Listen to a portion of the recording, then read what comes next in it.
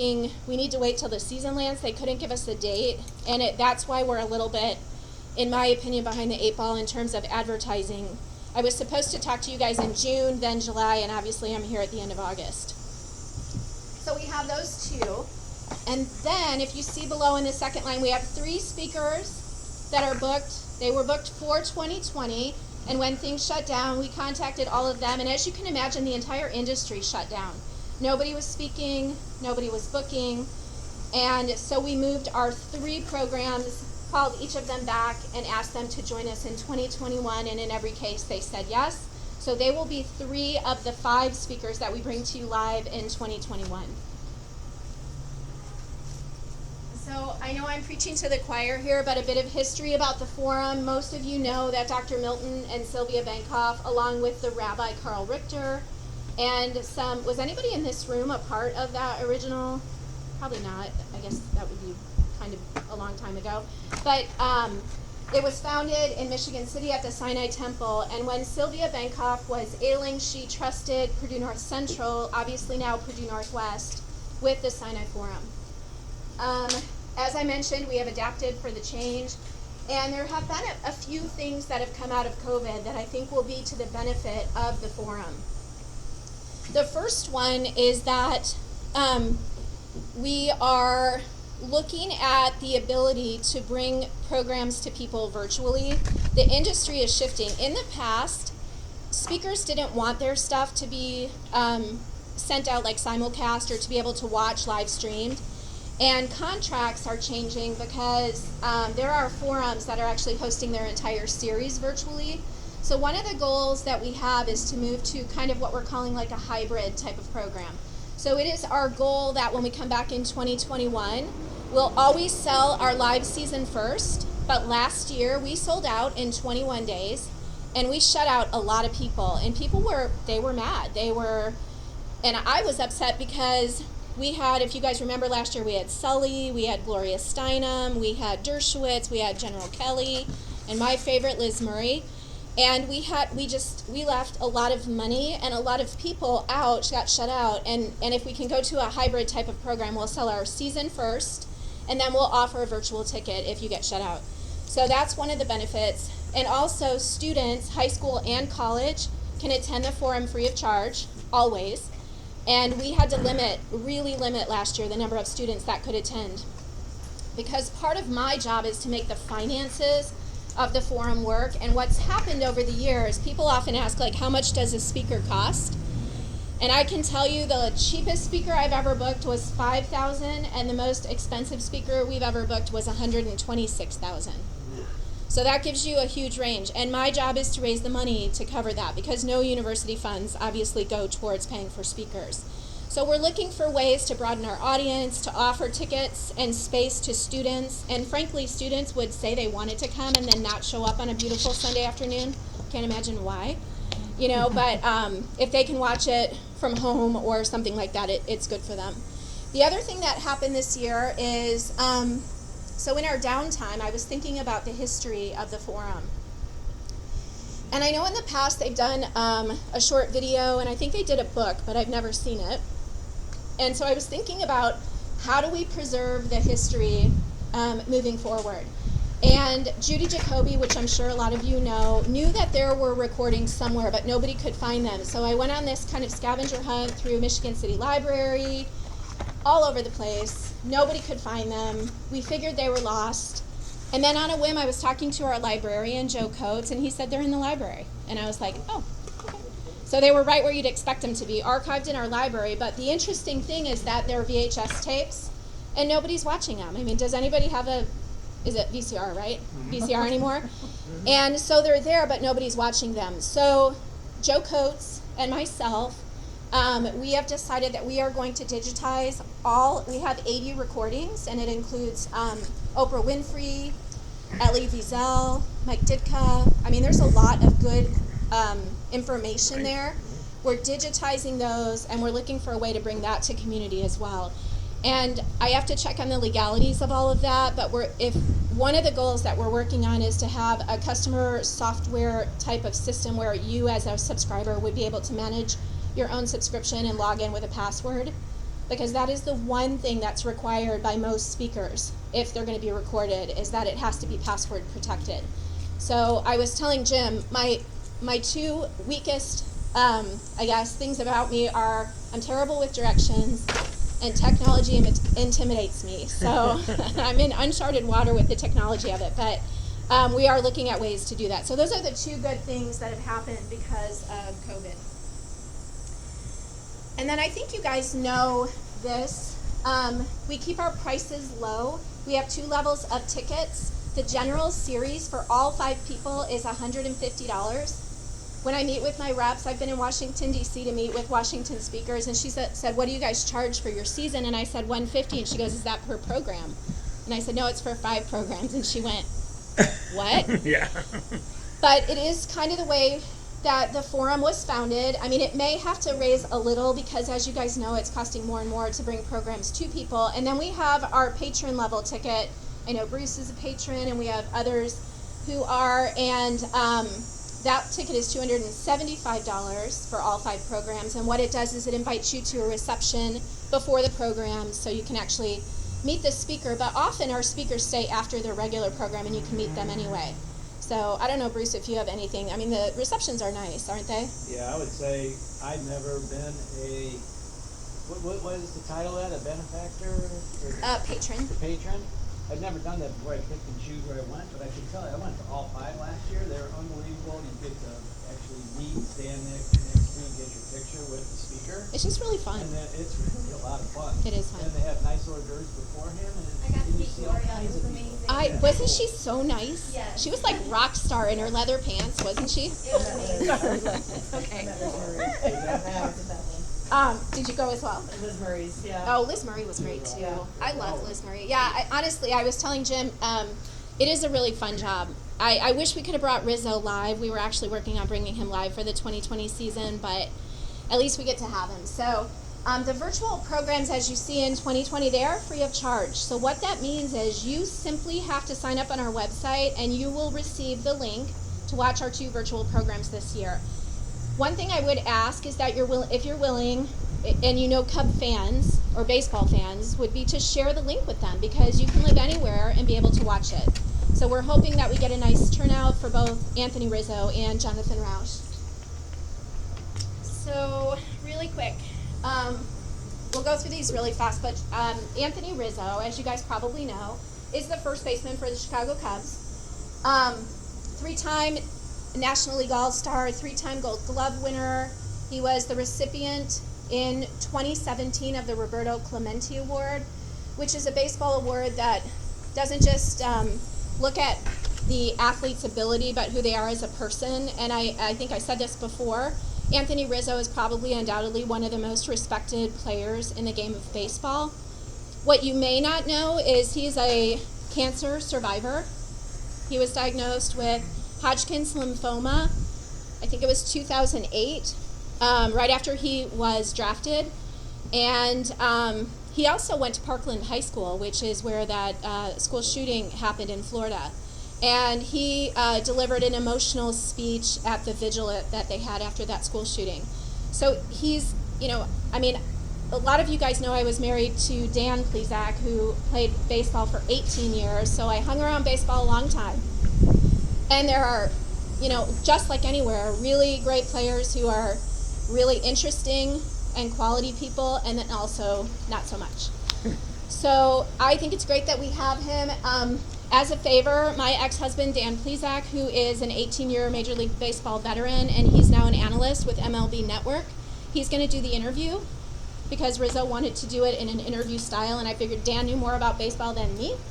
So he's going to talk baseball with Anthony Rizzo, and the great thing is that if you have questions for Rizzo or for Jonathan Roush, I'd love to know what they are, because we're doing 45 minutes of conversation, and then we're doing 30 minutes of Q&A.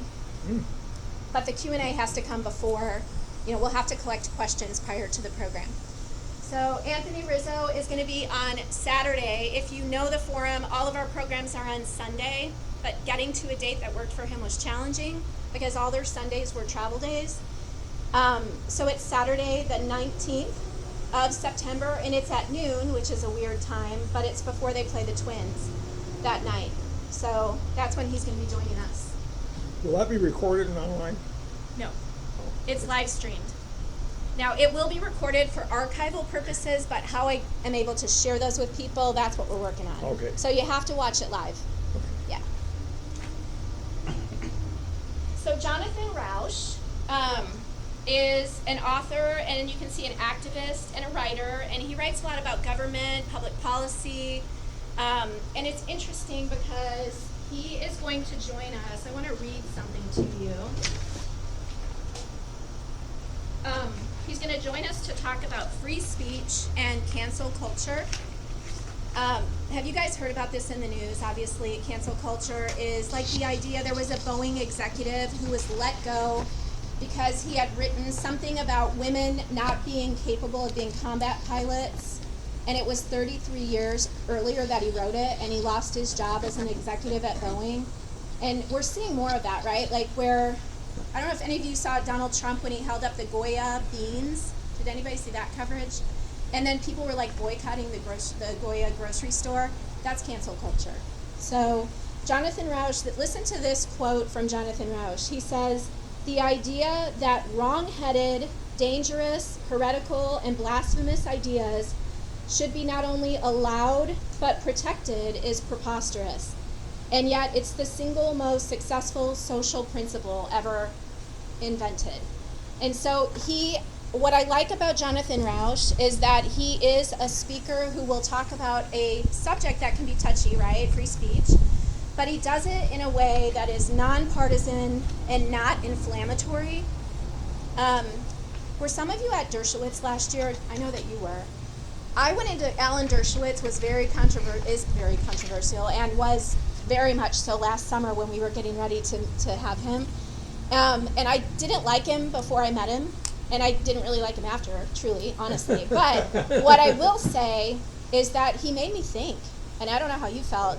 He had some things to say that I thought, we're in a place where John Kelly last year said, if you disagree with me, I hate you.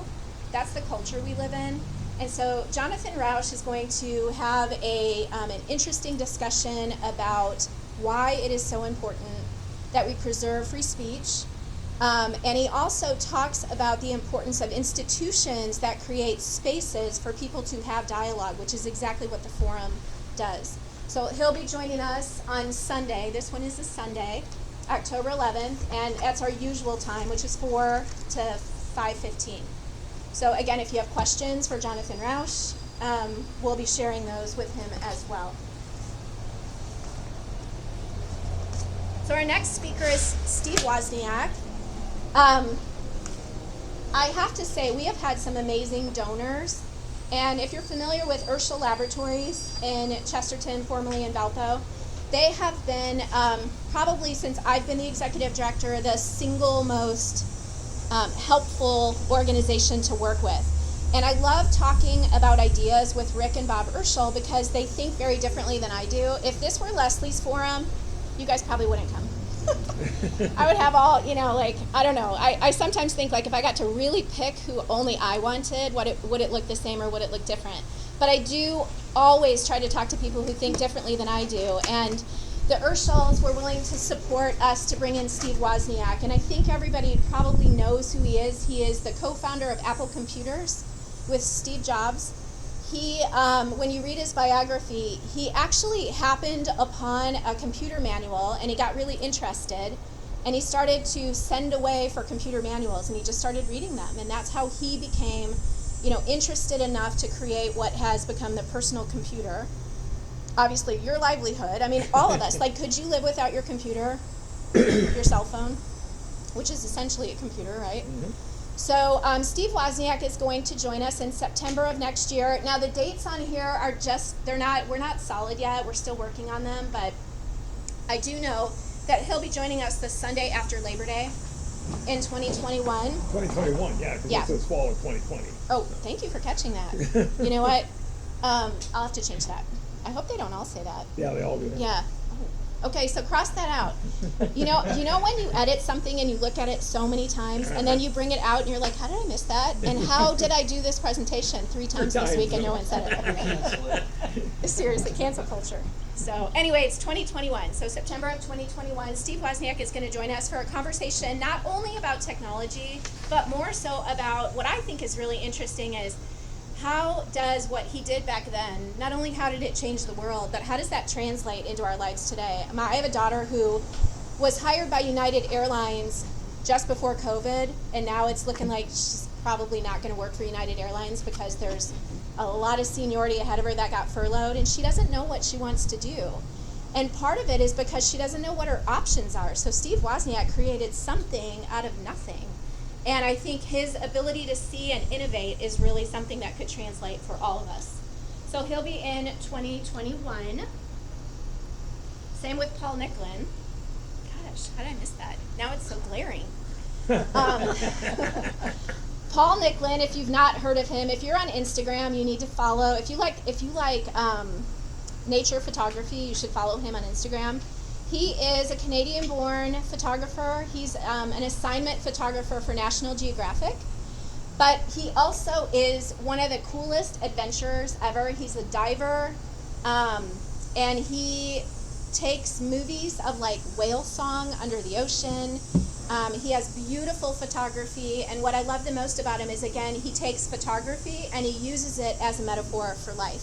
So it has one of the most watched TED Talks ever, and he is going to join us in likely October of 2021, but I don't have his date. We've been trying to reach him, and he's on a boat somewhere in the ocean, so we haven't been able to reschedule. And then there's Max Eisen. Max Eisen, as you can see, he has a book that he just published. He's 91 years old, and his book is called By Chance Alone, A Remarkable True Story of Courage and Survival at Auschwitz.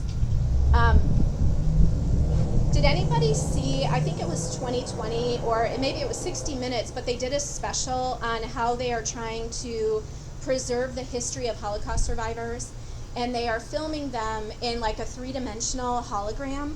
And there's a museum, and I don't know what museum it is, but you'll be able to go and interact with a person as if they were still alive. So you'll be able to ask them a question, and they'll answer it. And Max Eisen is one of the subjects that they interviewed for 3 or 4 hours to have him answer a bunch of different questions about his life.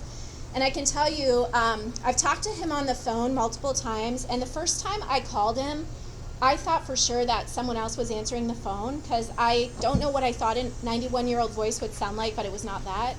He is so with it. He's very energetic.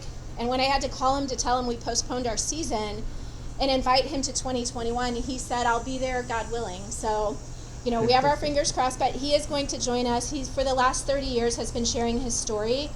He was born in Czechoslovakia in 1929, and in 1944, his entire family, as we all know, was put on a cattle car, and he, his father, and his uncle were the only 3 in his family to survive, and they went to the work camps, and his uncle and his father left one day, and he never saw them again, and he survived the death march, and he told me that the way he survived the death march, and if you know anything about that history, it was super cold when they were walking, and he said he found a cement bag, and he put it on under his clothes, and that's what he thinks saved him.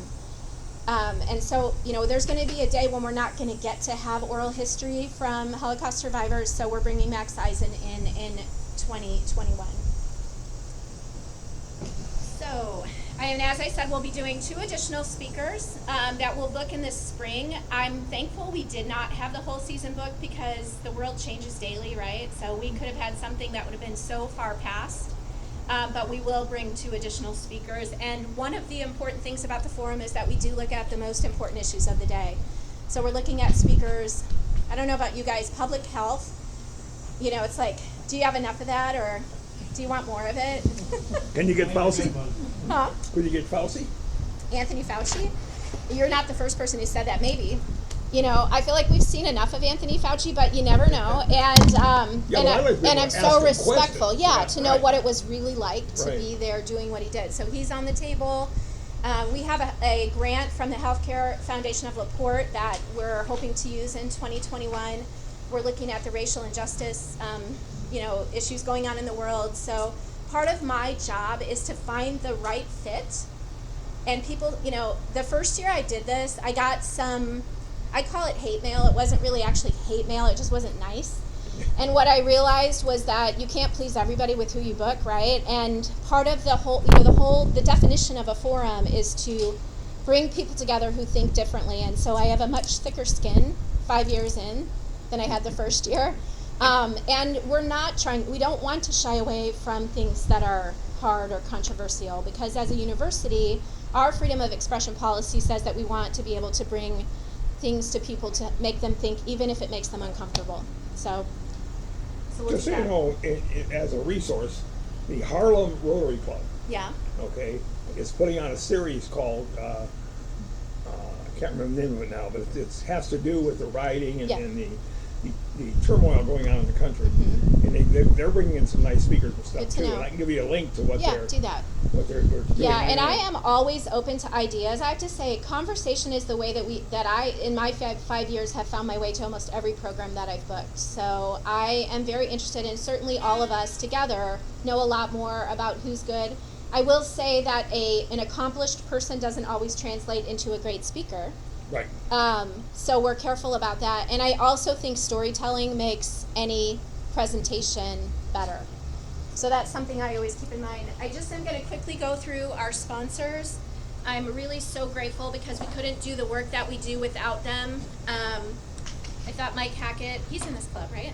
Might be here. Yes. We have Harbor Trust is one of our sponsors and has been in the 5 years that I've been doing it.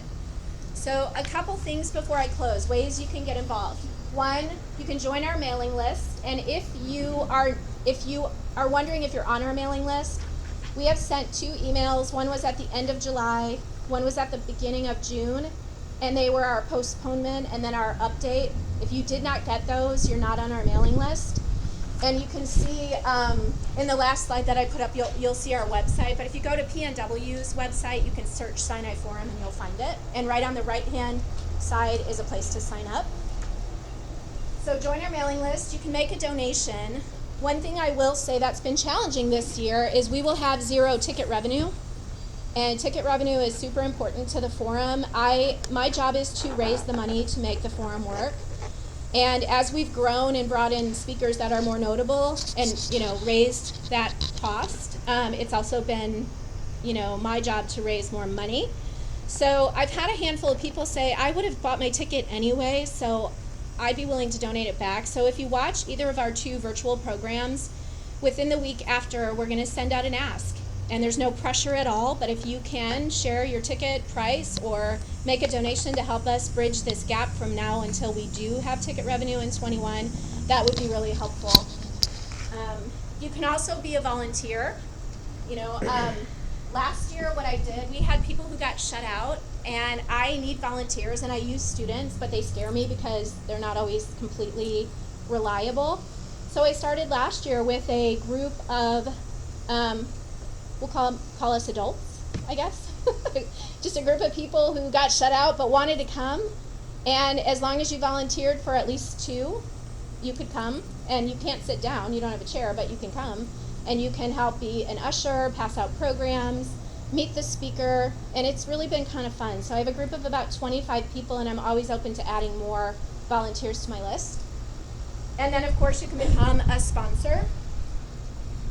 And that is pretty much it. So the website, as you can see, is pnw.edu/Sinai-forum. So thanks for listening to my spiel. I'm happy to answer any questions, if you have any. Does anybody have anything they want to share from the forum? A favorite speaker? Who was your favorite last year? Oh, let's see. Could you I'd pick have one? to say Sully Sullenberg. Sully. Yeah. Yeah, that's sort of my brother's an airline captain. Oh, yeah, that's right. And so it's how he was able to manage that instantaneous destruction of his plane's ability to stay in the air. Right. That was pretty cool. That was a Yeah, really neat the story. fun part is the backstory. So Sully had, he is an incredibly nice guy. You met him, right? Yeah, really nice.